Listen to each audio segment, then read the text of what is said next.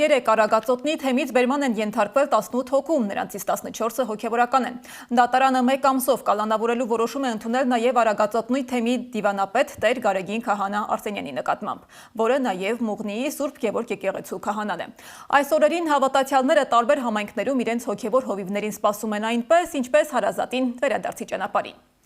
Մուղնիի գյուղում օրինակ Տեր Գարեգին Քահանայի բացակայությունն այնքան են ցավով ընդունում, որ ասում են եկեղեցին բաց է, բայց սիրտը փակ։ Մեր նկարահանող խումբն է եղել Մուղնիում, որտեղ հավատացյալները պատմել են, թե ինչպես են ապրում առանց իրենց քահանայի։